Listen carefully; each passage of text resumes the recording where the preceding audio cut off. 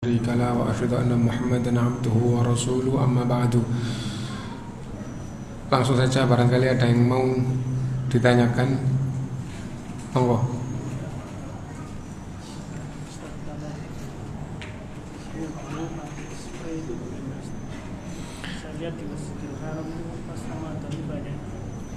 Jadi ada yang bertanya, wudu pakai spray, maksudnya semprotan air gitu ya, boleh apa enggak? Jawabannya boleh. Yang penting ukurannya itu adalah apabila air itu sudah ngalir gitu ya. Nah, jadi sudah ngalir, setelah itu terus diratakan gitu. Dan yang ditanyakan itu utamanya adalah di Masjidil Haram. Adapun sunnah apa enggak? Jawabannya enggak. Kenapa? Karena nanti ngukur 3 kali itu kayak apa gitu ya. Nah itu kenapa? Karena kalau membasuh muka 4 kali itu tidak sesuai sunnah, tidak sunnah gitu ya. Nah sunnahnya adalah 3 kali. Jadi yang wudu terus basuh mukanya ini berkali-kali tidak dihitung, itu tidak sesuai sunnah. Sunnahnya adalah 3 kali. Nah jadi itu. Nah mungkin bisa saja bismillah, mudah-mudahan tidak mengurangi sunnahnya, disemprot sampai rata sekali terus diratakan terus diulang gitu. Nah bisa jadi, wallahu a'lam. Tapi intinya bahwa aslinya itu semakin sempurna dengan tuntunan semakin bagus. Adapun sekedar sah, yang penting yang wajib semuanya dilakukan, wajib-wajibnya wudu dilakukan, maka sah. Nah, yang disebutkan oleh Allah itu 3, yaitu membasuh wajah, gitu, membasuh kedua tangan sampai siku, mengusap kepala, membasuh kedua kaki sampai mata kaki. Itu ayat Allah SWT. Dan itu yang difahami oleh ulama, itu yang wajib untuk dilaksanakan. Adapun selebih dari yang wajib itu adalah sunnah. Nah, seperti membasuh kedua tangan di awal. Rasulullah SAW atau Rasulullah SAW bersabda, "Idza tawadda'a ahadukum fa ghassala kaffaihi." Apabila salah satu dari kalian wudu lalu membasuh kedua tangannya, kharajat khotoyahu wa in kanat min tahti adhafirihi. Gugur dosa-dosanya meskipun yang ada di balik kuku-kukunya. Nah, tapi wudu dengan mengawali membasuh kedua tangan itu adalah sunnah. Kenapa? Karena yang wajib yang pertama adalah wajah, membasuh wajah. Nah, dan itu nanti juga dibahas lebih rinci di dalam bab wudu. Nah, ada lagi yang lain? Nih. Kencingnya kucing bagaimana? Jawabannya, ulama berbeda pendapat tentang kencing dan kotorannya kucing najis apa enggak. Banyak yang mengatakan tidak najis. Ya, tidak najis. Kenapa? Karena minat tawafin nawat tawafat, karena kucing itu termasuk yang ngelibet pada orang, baik di masjid, di tempat tidur, di apa, jadi kayak gitu ya. Dan ada yang mengatakan najis. Kenapa? Karena itu bukan hewan yang untuk dimakan. Nah, jadi itu. Ya. Nah, kalau yang kotoran binatang tadi yang tidak najis, berarti kan apakah itu boleh diperjualbelikan? Kan kayak kotoran kambing, kotoran bau dan sebagainya. iya. Jadi apakah boleh dijual belikan? Jawabannya, apabila manfaat maka boleh dijual belikan. Jadi ini kotoran ayam, kotoran kambing, kotoran sapi untuk pupuk, maka boleh dijual belikan gitu. Nah, Kalau cicak itu najis nggak? Bukan cicak. nah, cicak tidak najis, kotorannya juga tidak najis. Kenapa? Semua hewan yang tidak berdarah mengalir, bangkainya tidak najis. Kalau bangkainya tidak najis, maka kotorannya juga tidak najis. Itu yang terkena air liur tidur iler itu. Nah, enggak najis. Jadi Jadi yang najis dari manusia yang keluarnya normal itu hanya yang keluar dari 2 lubang bawah. Ya. Nah, maka itu tidak najis. Gitu. Jadi iler orang tatkala tidur meskipun baunya tidak enak itu tidak najis. Gitu. Nggih.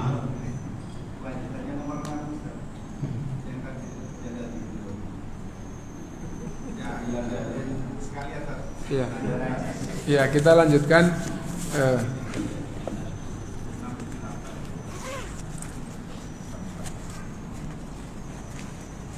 Yang disebutkan di dalam Al-Wajiz 8 gitu. Terus nanti tambah 1 yang ada dalilnya yang tidak ada di sini itu.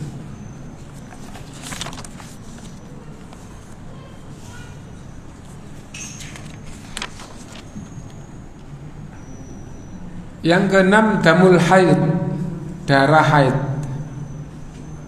Darah haid gitu. Yang ketujuh lu'abul kalb, liur anjing. Liur anjing. Liur sendiri itu aslinya bukan kotoran, ya. Adapun liur anjing najis itu karena ada hadisnya secara khusus. Kotoran itu yang keluar dari 2 lubang bawah, gitu ya. Kemudian yang kedelapan adalah bangkai. Adapun pembahasan tentang bangkai, gitu, maka bangkai binatang air itu tidak najis, gitu. Yang kedua, bangkai binatang darat yang tidak berdarah mengalir juga tidak najis, gitu. Nah, dan kebanyakan ulama berpemahaman bagian bangkai yang berupa tulang, tanduk, kuku, meskipun bangkainya najis, tapi bagian itu tidak najis. Ya. Jadi yang nomor 8, bangkai itu najis. Yang dimaksud bangkai najis adalah bangkai binatang darat yang berdarah mengalir. Itu lebih singkat, tidak? Bangkai binatang darat yang berdarah mengalir. Nah, itu bangkainya najis. Adapun maksudnya berdarah mengalir, maksudnya bagaimana? Maksudnya apabila disembelih mengalirkan darah dan pusat alirannya di 2 urat nadi. 2 urat nadi. Maksudnya bangkai binatang darat yang berdarah mengalir itu najis. Maksudnya berdarah mengalir itu apa? Dibahas di dalam bab penyembelihan. Yang dimaksud berdarah mengalir adalah apabila disembelih mengalirkan darah dan pusatnya adalah mengalir dari 2 urat nadi. Ya. Apabila disembelih tidak mengalirkan darah, maka masuk dalam hewan yang tidak berdarah mengalir. Jika hewan darat itu tidak berdarah mengalir, bangkainya tidak najis, halal dimakan dan bangkainya tidak najis. Cicak tidak berdarah mengalir, tapi di dalam bab makanan cicak bukan hewan yang untuk dimakan. Bahkan cicak itu disunahkan untuk dibunuh dan dibuang, tapi tidak najis. Nah, hewan laut atau hewan hidup di air itu tidak najis. Nah,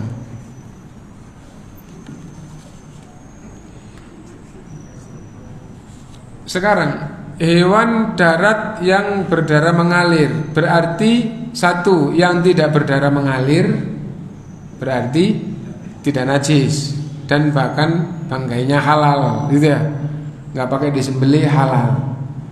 Yang kedua, berarti kalau hewan yang hidup di air juga suci bangkainya, gitu ya, dan juga halal dimakan karena yang najis tadi kan hewan darat berdarah mengalir. Nah, itu Karena itu seandainya yang disebutkan itu langsung hewan darat yang berdarah mengalir itu sudah selesai. Tapi di sini disebutkan 2, terus ditambah 1 tadi, ditambah 1. Bagian bangkai najis ada yang tidak najis. Maksudnya gimana? Sapi mati, bangkai apa enggak? Bangkai itu najis. Ada bagian yang tidak najis. Apa itu? Tanduknya, tulangnya, kukunya. Nah, adapun kulitnya apabila disamak menjadi tidak najis. Kulit bangkai najis apabila sudah disamak maka sudah tidak najis. Rasulullah SAW di perjalanan melihat ada orang yang Rasul bersama para sahabat melihat ada orang yang mau membawa bangkai sapi untuk dibuang. Lalu Rasulullah SAW bersabda, gitu, hal antafa'tum biha biha. Kenapa tidak dimanfaatkan kulitnya? Qalu ya Rasulullah innaha maitah. Para sahabat menjawab, wahai Rasulullah ini bangkai. Berarti para sahabat pemahamannya bangkai itu najis. Kan gitu ya? Mau dibuang, Rasulullah lihat, akhirnya Rasulullah hal antafa'tum biha. Kenapa tidak dimanfaatkan kulitnya? Dijawab oleh sahabat, wahai Rasulullah innaha maita, sapi ini nih bangkai. Qala ayyuma ihabin dubigha faqad tahura. Kulit bangkai apapun apabila telah disamak jadi suci. Ini hadis Rasulullah gitu ya. Ayyuma ihabin dubigha faqad tahura. Kulit bangkai apapun apabila telah disamak maka jadi suci. Nah, jadi sapi mati dikuliti, kulitnya disamak, kulitnya jadi suci. Tapi tidak boleh dicecek, didagingkan cecek terus dimakan, tidak boleh. Kenapa? Karena bangkai itu haram. Gitu. Lah kalau sudah suci dan haram dimakan babnya beda. Tidak semua yang suci boleh dimakan. Tapi kalau yang boleh dimakan pasti suci. Tidak semua yang suci boleh dimakan. Ini suci, iya suci, tapi tidak boleh dimakan. Iya. Tapi yang boleh dimakan pasti suci. Dimakan dimasukkan ke dalam ya nggak suci gimana? Nah itu, jadi yang boleh dimakan pasti suci. Tapi yang suci tidak berarti boleh dimakan. Itu. Nah, sekarang bagaimana kalau kulit babi itu disamak? Nah, kebanyakan ulama mengatakan bahwa pembahasan ayyuma ihabin dubigha faqad tahura, kulit bangkai apapun yang telah disamak jadi suci, maksudnya adalah bangkai yang mati tanpa disembelih yang seharusnya halal dan suci, tapi karena bangkai jadi haram dan najis, itu kalau kulitnya disamak jadi suci. Hampir atau kebanyakan ulama penjelasannya seperti itu. Akhirnya itu daging babi tidak masuk atau kulit babi tidak masuk. Kenapa? Karena babi itu baik disembelih maupun tidak disembelih itu haram. Bukan karena bab sembeliannya, bukan karena bangkainya, tapi karena babi itu haram. Karena itu Allah sebutkan sendiri, hurrimat alaikumul maitah waddam walahmul khinzir. Diharamkan bangkai. Bangkai di sini apa? Bangkai hewan darat yang berdarah mengalir, mati tidak disembelih itu bangkai. Lah, kalau disembelih halal. Lah kalau babi meskipun disembelih haram, karena babi itu haramnya bukan bab bangkai, tapi bab hewan ini diharamkan oleh Allah. Nah, akhirnya hadis tentang ayyuma ihabin tubigha faqad tahura tadi itu khusus bangkai yang haram dan najis karena bangkai, bukan karena zatnya, tapi karena dia bangkai. Nah jadi itu, karena itu. Nah sekarang di sama itu dia apa? Penjelasan yang paling bagus, yang paling kuat insya Allah, sebagaimana waktu kita belajar dulu, makna di sama itu adalah dihilangkan basahnya dan baunya. Berarti apapun caranya, apapun yang penting menjadi kering dan tidak bau, namanya telah disama. Kulit yang dikeringkan dan baunya hilang, namanya sudah disama. Nah kalau di zaman dulu di daerah kita itu dikasih garam dipentang, nah nanti akhirnya tidak busuk dan akhirnya jadi kering, ya. Nah itu. Nah adapun di Arab, wallah alam bisa jadi karena kalau musim panas bisa jadi cukup dipentang sudah bisa kering dan menghilangkan bau. Tapi kalau di panasnya di daerah kita bisa-bisa kalau nggak pakai dikasih garam nanti busuk. Nah bisa-bisa begitu. Nah itu. Kemudian yang terakhir yang tidak ada di sini, yang ke-9 adalah jalalah gitu. Nah tapi jalalah tidak disebutkan, kenapa? Karena jalalah itu berubah-berubah. Jalalah itu apa? Jalalah itu hewan yang makan kotoran, yang sifatnya berubah dari aslinya. Sifat tadi apa? Baunya, warnanya, nah dan barangkali ada sifat lain gitu.